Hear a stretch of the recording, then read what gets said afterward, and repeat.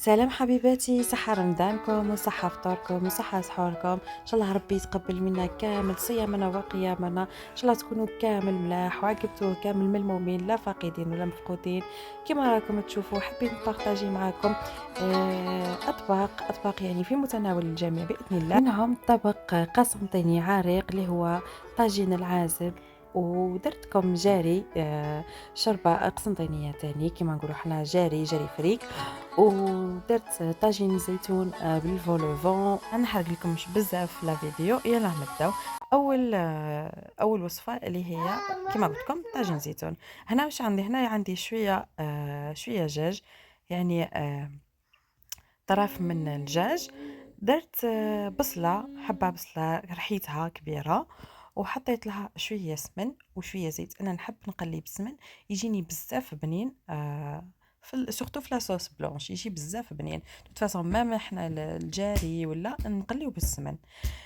هنايا خليتهم بعد ما تقلاو، درت لهم شويه ماء، درت لهم بيان سور شويه ملح وشويه فلفل كحل، وخليتهم يغليو. كي شت الماء تاعي غلات، هنا رحت جبت لي بولات، درت فيونداشي، درت لها شويه ملح باك وشويه فلفل كحل تاني وشويه زبده باش تجيكم طريه، وكورتها كيما شفتوا. ما داويتش بزاف الفيونداشي كيما ما نداويها في الجاري ولا. غلقت عليهم هنا خليتهم يغليو. في لو مومون هذاك رحت جبت الزيتون اللي نحطو في المرقه. كيما راكم تشوفوا هنايا حطيته في ماء دافي وراني نشلل فيه. انا درك نبقى نشلل فيه 4 خطرات 5 خطرات حتى كيما راكم تشوفوا يصفى الماء تاعو تماما، يعني ما يبقاش فيه هذاك حاشاكم سما الخماج اللي كاين. ما تدريوش دركا ما على بالكمش كيفاش حاطين ولا كيفاش هازينو ولا الزيتون تاعكم. هنا نبقى نشلل ونصب وزيد باش يتنحالوا هذيك الملوحه تاعو. فوالا هنا بعد ما شللته 5 خطرات دركا ندير له المره الاخيره الماء، وندير له شويه خل باش يتنحى هذيك الملوحه تاعو، ونخليه يغلي. نروحوا هنا للطبق الثاني اللي هو جاري فريك قسنطيني. بيان سور جاري فريك كل ولايه واحد يقولوا له شوربه، واحد يقول واحد واش يقول له، حنا نقولوا له جاري فريك. هنا واش درت؟ رحيت حبه بصله كبيره، وحطيت الدجاج تاعي في البرمه تاع الفخار كيما راكم تشوفوا. درت مغرفه كبيره تاع سمن، ودرت شويه ملح شويه فلفل كحل وشويه ما كرافس. نقليها مليح مع الدجاج هذاك. كي نشوفو تقلى نولي نمرقو بما سخون، وبعد ما يتمرق كيما بعد ما نمرقو كيما شفتو نلوحلو هاد لي بولات تاع الفيونداشي، ونخليه يغلي شويه ونزيدلو الفريك تزيدوه على حساب اسمع على حساب كميه تاع الجري اللي حين نديروها. فهمتوني البنات؟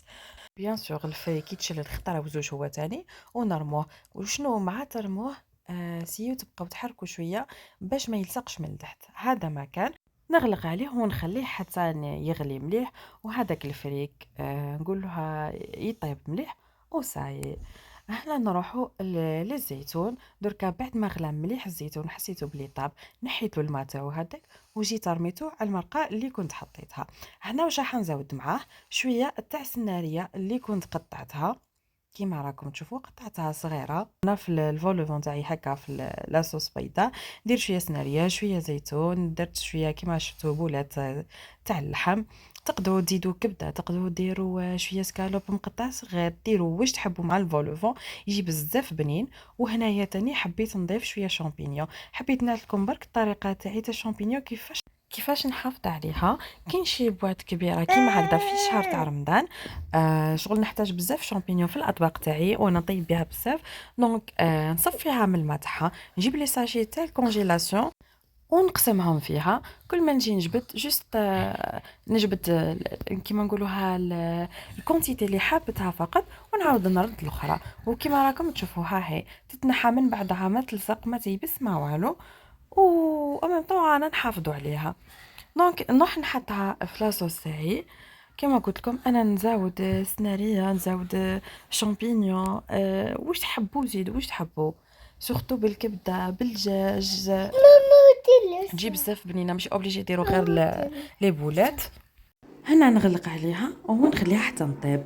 نروحو دركا ندير الفلون. على بالي العائلة الجزائرية كامل تموت على الفلون، ونسحرو بالفلون في الليل. دونك هنا حبيت نبدل شويه من الفلون شوكولا، وليت درت لهم فلون كراميل. اطار تاع حليب صبيت فيها الساشي هذيك اللي شفتوها كامل تاع كراميل، تتباع بها بالكراميل تاعها، جايين في دي بواط صغيرين. دونك بعد ما غلا هنا هزيت هذاك الكراميل اللي قلت لكم يتباع معاها في لي بواط صغيرين، حطيته في المول. حبيت ندير هكا شغل مول كامل، ماشي زعما نديرهم انديفيدوال، وحطيتهم في المول هذا تاع المسكوتشو، ونخليه في الفريجيدار يبرد. هذه سهله مهله. من بعد كي نجي نديموليه كي يبرد خلاص. واش درت؟ رحت درت شويه كراميل، درت شويه سكر في لاكاسرول، تخليوه حتى يتكراميليزا، ومن بعد ديروا له مرفه صغيره تاع الزبده، وتزيدوا له 2 مغارف ولا 3 تاع الحليب. هذه هي، وتخلطوه مليح وفوالا، وجيت صبيته من الفوق. هذا ما كان يعني حاجه سامبل وحاجه خفيفه ظريفه. فوالا، هاي هنا بعد ما بردت حبيت برك نقصو قدامكم وهو تشوفوا القابه نتاعو. وهذاك اللي سايح شويه شغل الكراميل تاعو اللي قلت لكم لقيته في لابواط معاه. فوالا، هذه هي. شوفوا خفيف بزاف بزاف جا، و ميم طون هذيك الكراميل اللي درتها من فوق جات بنينه. دركا نروحوا هنايا للطبق القسنطيني العريق اللي هو طاجين العازب، اللي كاين بزاف بزاف. حوسوا على الوصفه تاعو، وكل واحد كيفاش راهو يمد في الوصفه، كل واحد واش راهو يعني يبدأ من عنده. دونك انا حنديرها بالطريقه التقليديه القسنطينيه الاصيله. فوالا، هنا واش عندي؟ هنا عندي نجمه الارض شللتها، وعندي عرف تاع القرفه، وعندي بصله كيما شفتوا درت فيها عواد تاع قرنفل. البصله لازم تكون صغيره، ما نرحيها ما نقصها صغيره. البصله هذه نديروها غير شويه في المرقه باش تلقلبنا، هذا ما كان. ومغرفه معمره مليح تاع السمن كيما راكم تشوفوا. وهنا عندي زعفران الشعره كيما راكم تشوفوا. هاد لابواط شيتها ب10,000 الزعفران تاع الشعره. سينو تقدروا تشيو بالميزان. وشنو تحتاجوا شويه بركه، هو راهو غالي، ولا اذا ما كانش متوفر عندكم كامل تقدروا ديروا الزعفران نورمال تهزوا على راس المغرف برك اللي يجي بودر. هنا عندي ما دافي حطيت فيه كيما شفتوا. شوفوا كاين الزعفران اللي مخدوع داك ما يدير والو شغل، ما يلون ما حتى حاجه. وكاين الزعفران اللي يجي يسمى مليح، هاكم تشوفوا بعينيكم. حطيته طلق لا كولور تاعو، نخليه يطلق. هنايا نروح نقلي شويه البرمه تاعي حتى يتقلى هذاك السمن شويه مع البصله ومع القرفه والنجمه الارض هذيك، ومن بعد نصب عليها الماء اللي حطيت فيه زعفران. هنا عاود شللته برك، ودوك نغطيه زيد يطلق مليح برك، ونعاود نصبو ونحط البرمه تاعي فوق الغاز، نخليهم يزيدوا يتقلاو مليح مع بعضاهم حتى تولي تغلي. كي نشوفها هكذا بدات تغلي نزيد نمرقها مليح. فوالا كيما راكم تشوفوا، ونخليها كي نزيد نشوفها غلات البنات رايحه نولي نصفيها.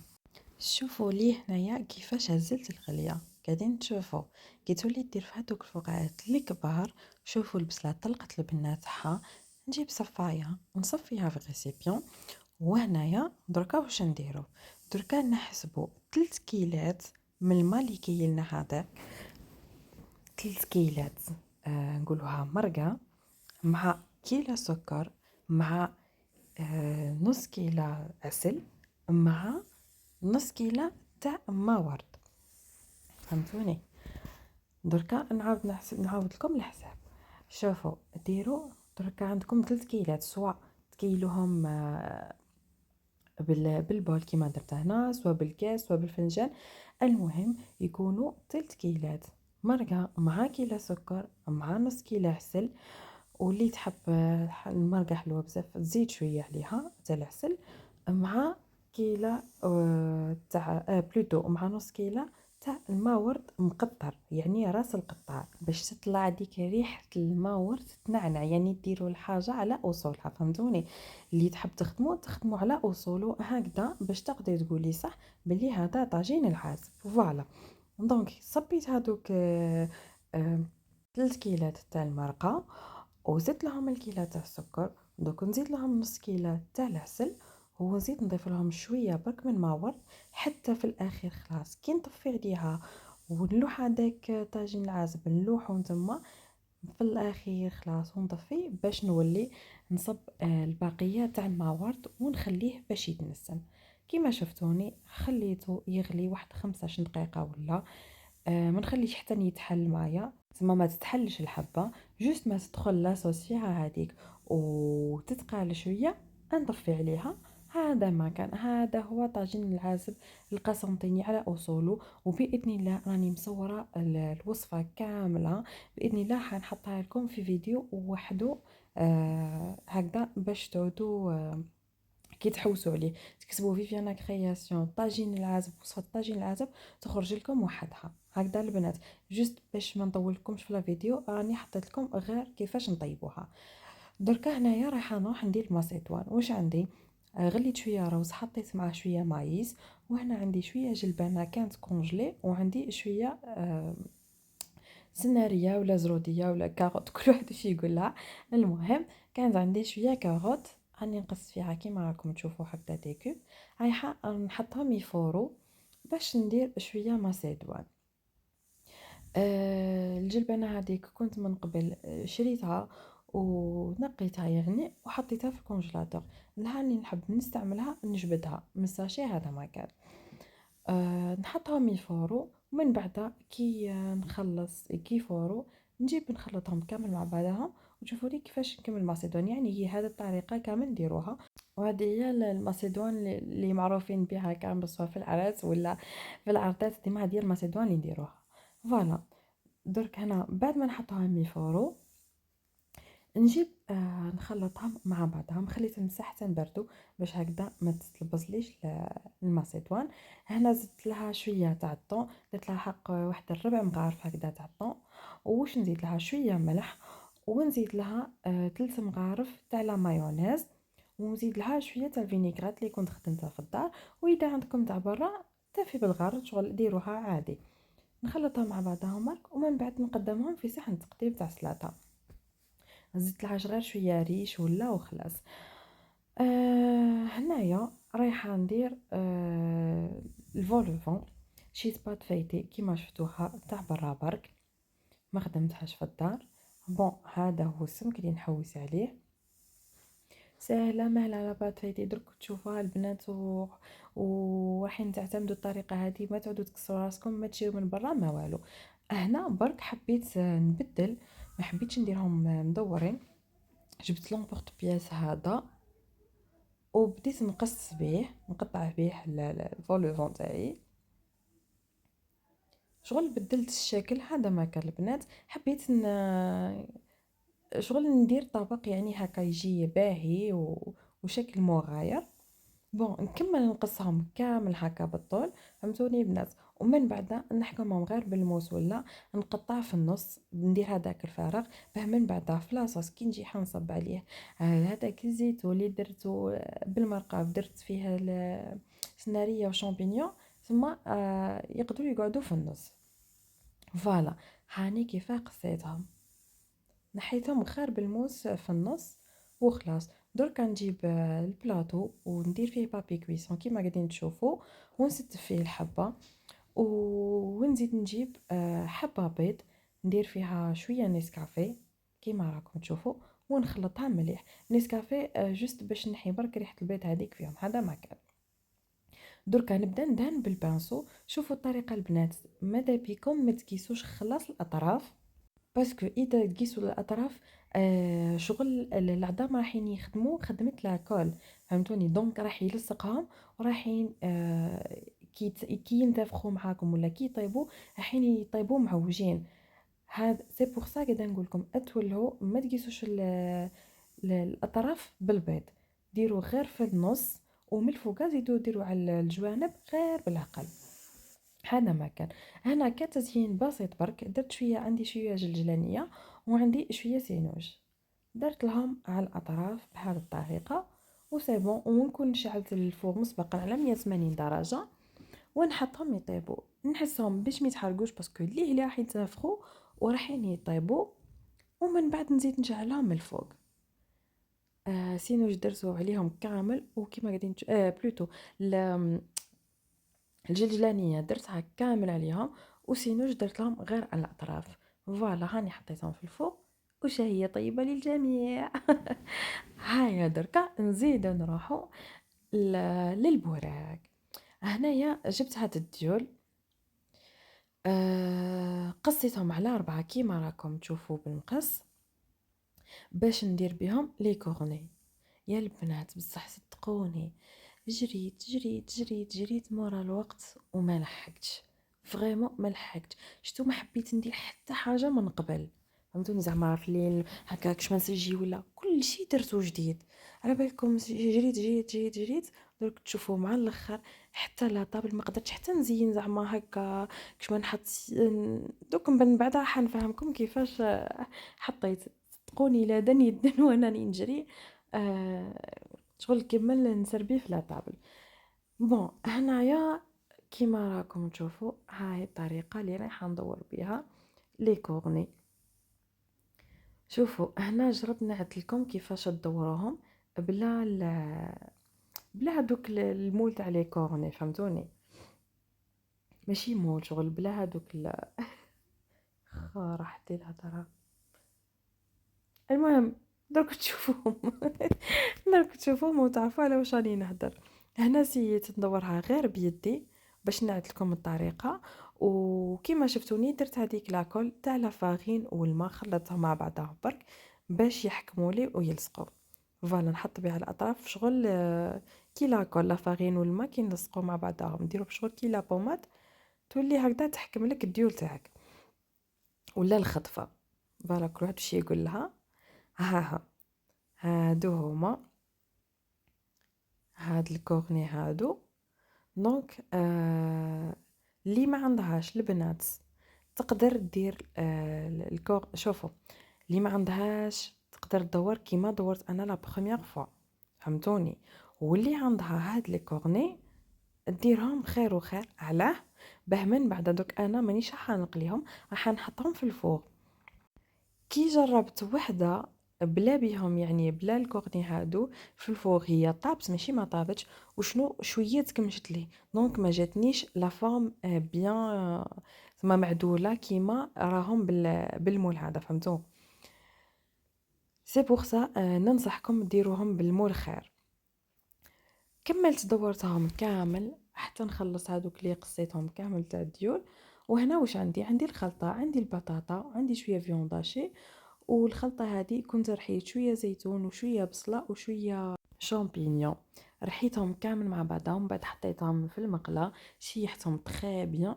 ومن بعد هنايا نجي نخلط كل شيء مع بعضه. البنات هاد الحشوه بزاف بنينه، وراني شحال ما اعتمدتها دوكا صافي 3 زون وانا نديرها هاد الخلطه. هنا حطيت في الكورني هذاك حطيت شويه فرomاج، الفرomاج اللي نعته لكم هذا اللي فيه 3 اجبان. ومن بعد نعمر بالخلطه وفي الاخر نزيد ندير لها شويه من فرomاج من الفوقه. وكان عندي شويه شيدار سكرفشتو كيما راكم تشوفوا. ومن بعد نحط فيه الكورني بهذه الطريقه. والفرomاج هذاك اللي من الفوقه باش نزيد نحكم به الفرomاج اللي سكرفشتو. هذه هي الطريقه تاعهم، جات بزاف هايله وجاو خفاف البنات. درك نروحوا للركن الاخير اللي هو ركن التقديم ولا ركن تنسيق الطاوله. كيما راكم تشوفوا حبيباتي هنا حبيت نحط لا كولور الغوز فوشيا هو الفار. على بالي تجيكم شويه لا كولور بالك ما تصلحش ولا مي درك في لافان تشوفوها وعطيوني رايكم في لي كومونتير. انا بزاف نحب لي كولور وما نخافهمش شغل نسق لي كولور مع بعضهم وما عنديش بروبليم. كيما راكم تشوفوا جبت لي زاسيات الغوز وجبت الفار. وتشاء أنت من البشائر قطرة ويشاء ربك أن يغيثك بالمطر، وتشاء أنت من الأماني نجمة، ويشاء ربك أن يناولك القمر، وتظل تسعى جاهدا في همة، والله يعطي من يشاء إذا شكر، والله يمنع إن أراد بحكمة، لا بد أن ترضى بما حكم القدر، وتشاء أنت من البشائر قطرة، ويشاء ربك أن يغيثك بالمطر، وتشاء أنت من الأماني نجمة، ويشاء ربك أن يناولك القمر، وتظل تسعى جاهدا في همة، والله يعطي من يشاء إذا شكر، والله يمنع إن أراد بحكمة، لا بد أن ترضى بما حكم القدر.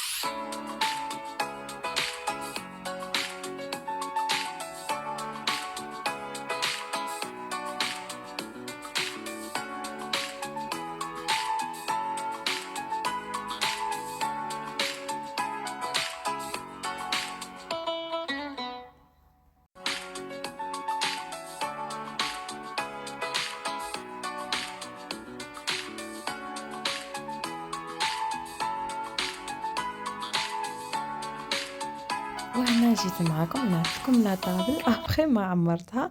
وشنو كيما قلت لكم هنا سي بون ديجا كان راح الحال، كان دلنا صدقوني البنات، وليت نجري برك باش هكذا نصور لكم شويه برك مقتطفات.